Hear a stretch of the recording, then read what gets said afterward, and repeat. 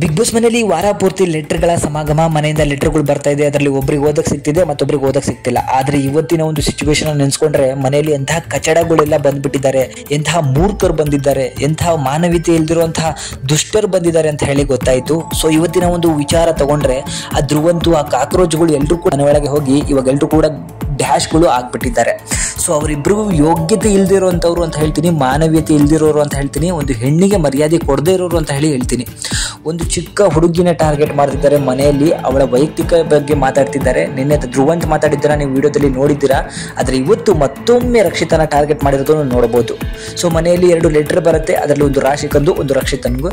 ಆದರೆ big boss ಹೇಳುವಂಥದ್ದು ಒಂದು ಟ್ವಿಸ್ಟ್ ಏನಂದರೆ, ಮನೆಯಲ್ಲಿ ಎಲ್ಲರೂ ಸೇರಿಕೊಂಡು ಒಬ್ಬರ ಹೆಸರನ್ನು ತಗೊಳ್ಬೇಕು, ಅವರು ಮಾತ್ರ ಈ ಮನೆಯಲ್ಲಿ ಉಳ್ಕೊಳ್ಳೋಕ್ಕೆ ಸಾಧ್ಯ, ಆ ಲೆಟರ್ನ ಓದಲಿಕ್ಕೆ ಸಾಧ್ಯ ಅಂತ ಹೇಳಿ ಎಲ್ಲರೂ ಕೂಡ ಹೊರಗಡೆ ಬಂದು ಡಿಸ್ಕಸ್ ಮಾಡಲಿಕ್ಕೆ ಶುರು ಮಾಡಿದಾಗ ರಘು ಅವರು ಒಂದು ಮಾತನ್ನ, ಅದ್ಭುತವಾದಂಥ ಮಾತನ್ನ ಹೇಳ್ತಾರೆ.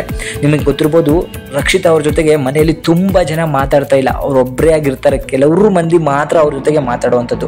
ಅದನ್ನು ತಲೆಯಲ್ಲಿ ಇಟ್ಕೊಂಡು ಅವ್ರು ಹೇಳ್ತಾರೆ, ರಕ್ಷಿತನ್ಗೆ ಈ ಲೆಟ್ರ್ ತುಂಬ ಅವಶ್ಯಕತೆ ಇದೆ, ಯಾಕಂದರೆ ಈ ಸಿಚುವೇಶನನ್ನು ನೀವು ಸ್ವಲ್ಪ ಮನಸ್ಸಲ್ಲಿ ಇಟ್ಕೊಳ್ಳಿ ಅಂತಲೂ ಕೂಡ ಅವ್ರು ಹೇಳ್ತಾರೆ.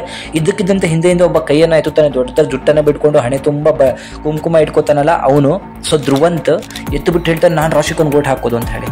2-3 ವಾರ ಅವಳ ಕಾಲು ಕಸದಂತೆ ಅವಳ ಹಿಂದಿಂದೆ ಹೋಗಿ ಮಾತಾಡ್ತಿದ್ದ, ನನ್ನ ತಂಗಿ ಅಂತಿದ್ದ. ಈಗಾಗಲೇ ಊಸರವಳ್ಳಿ ಅಂತ ಕರಿಬೇಕಾಗಿರುವಂತಹ ಮನುಷ್ಯ ಈ ಧ್ರುವಂತ್ ಅಂತಲೇ ಕರಿಬೋದು. ಆದಷ್ಟು ಬೇಗ ಮನೆಯಿಂದ ಆಚೆ ಬಾರಪ್ಪ, ನಿನ್ನಂಥವನ್ನ ನಾವು ಬಿಗ್ ಬಾಸ್ ಮನೇಲಿ ನೋಡೋಕ್ಕಂತೂ ಇಷ್ಟ ಆಗ್ತಿಲ್ಲ.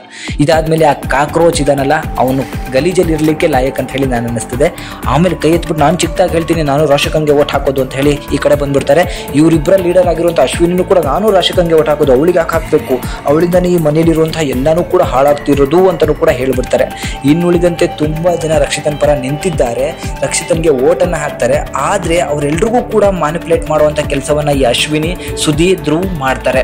ಅದ್ರ ಜೊತೆಗೆ ಈಗ ಮ್ಯಾನಿಪುಲೇಟ್ ಮಾಡೋಕ್ಕಾಗಿರೋದು ಇಬ್ಬರಿಗೆ, ಜಾನ್ವಿ ಮತ್ತು ಸೂರಜ್ ಇಬ್ಬರು ಹೋಗಿ ರಾಶಿಕನ್ಗೆ ಓಟ್ ಹಾಕಿದ್ದಾರೆ. ಇನ್ನುಳಿದಂತೆ ಚಂದ್ರಣ್ಣ, ರಘು, ಮಾಳು, ಅಭಿ, ಧನು, ಕಾವ್ಯ, ಸ್ಪಂದನ, ಗಿಲ್ಲಿ ಇವರೆಲ್ಲರೂ ಕೂಡ ರಕ್ಷಿತನ್ಗೆ ಓಟನ್ನು ಹಾಕಿದ್ದಾರೆ ಅನ್ನೋ ಒಂದು ಮಾಹಿತಿನೂ ಕೂಡ ಸಿಗ್ತಾ ಇದೆ. ಏನೇ ಆಗಲಿ, ಮನೆಯಲ್ಲಿ ಒಂದು ಹುಡುಗಿನ ಟಾರ್ಗೆಟ್ ಮಾಡ್ತಿರುವಂತಹ ಕಾಕ್ರೋಚ್ ಮತ್ತು ಧ್ರುವಂತ್ ಇವರಿಬ್ಬರೂ ಕೂಡ ಯಾವುದಕ್ಕೂ ಲಾಯಕ್ಕಲ್ಲ. ಇವರಿಬ್ಬರು ಮಾಡ್ತಿರೋದು ಕಚಡ ಕೆಲಸ. ಇವರಿಬ್ಬರು ಆದಷ್ಟು ಬೇಗ ಮನೆಯಿಂದ ಆಚೆ ಬರಲಿ. ಸಿಕ್ಕಾಪಟ್ಟೆ ಕಷ್ಟ ಇದ್ದವ್ರನ್ನ ನೋಡಲಿಕ್ಕೆ ಅಸಹ್ಯ ಆಗುತ್ತೆ ಬಿಗ್ ಬಾಸಲ್ಲಿ ಅಂತಲೂ ಕೂಡ ನನಗೆ ಅನಿಸ್ತು ವೈಯಕ್ತಿಕವಾಗಿ. ಸೊ ಹುಡುಗಿನ ಯಾಕೆ ಟಾರ್ಗೆಟ್ ಮಾಡ್ತಿದ್ದಾರೆ, ಅವಳು ಏನು ಮಾಡಿದ್ಲು ಅಂತ ಖಂಡಿತ ಗೊತ್ತಿಲ್ಲ. ಬಟ್ ಇವರಿಗಂತೂ ಒಳ್ಳೇದಾಗಲ್ಲ, ಅವ್ರು ಆದಷ್ಟು ಬೇಗ ಬಿಗ್ ಬಾಸ್ ಮನೆಯಿಂದ ಆಚೆ ಬರ್ತಾರೆ ಅಂತ ಹೇಳಿ ವೈಯಕ್ತಿಕವಾಗಿ ನನಗನ್ಸುತ್ತೆ. ಇದ್ರ ಬಗ್ಗೆ ನಿಮಗೆ ಅನಿಸುತ್ತೆ, ಅದನ್ನು ಕಮೆಂಟ್ ಮಾಡಿ ತಿಳಿಸಿ. Thank you.